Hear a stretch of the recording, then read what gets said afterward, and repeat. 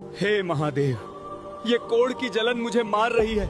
सुना है जिसका कोई नहीं उसके आप होते हैं, मेरी रक्षा कीजिए प्रभु। ये दर्द भरी पुकार थी स्वर्ग के राजा इंद्र की, जिनका शरीर श्राप की आग में जल रहा था। और उस आग को शांत करने के लिए महादेव ने जो शीतलता प्रदान की वो आज भी एक चमत्कार बनी हुई है। शायद इसीलिए आज भी ओडिशा की 45 डिग्री वाली चिलचिलाती धूप में यह धबलेश्वर महादेव मंदिर अंदर से शिमला जैसा ठंडा रहता है, बिना किसी एसी, बिना किसी मशीन के। महानदी के बीचों बीच दुनिया से कट कर एक टापू पर बसा यह मंदिर वही शरण स्थल है जहाँ इंद्र छिपने आए थे। यहाँ तक पहुँचने के लिए आपको नदी पार करनी पड़ती है, जैसे आप अपनी पुरानी दुनिया छोड़कर एक नई पवित्र दुनिया में आ रहे हों। कहानी सतयुग की है। स्वर्ग के राजा इंद्र, जिनके पास सब कुछ था, वो अपनी गलती से सब कुछ खो बैठे। इंद्रदेव ने वृत्रासुर का वध किया था, जिस वजह से उन पर ब्रह्म हत्या का सबसे घोर पाप लगा। शास्त्र कहते हैं कि इस पाप का बोझ इतना भारी था कि इंद्र का सुंदर स्वर्ण जैसा शरीर कोयले की तरह काला पड़ गया। कोढ़ और जलन से तड़पते हुए इंद्रदेव तीनों लोकों में भागे, लेकिन इस ब्रह्म हत्या की आग को कोई बुझा नहीं पाया। भागते भागते वो महानदी के इसी शांत टापू पर पहुंचे। यहाँ की हवा में उन्हें भगवान शिव की मौजूदगी महसूस हुई। इंद्र ने यहीं शिवलिंग की स्थापना की और कठोर तपस्या शुरू की। उनकी तड़प देखकर आखिरकार महादेव प्रकट हुए। शिवजी ने महानदी का पवित्र जल लेकर इंद्र के जलते हुए शरीर पर छिड़का। महादेव की शीतलता मिलते ही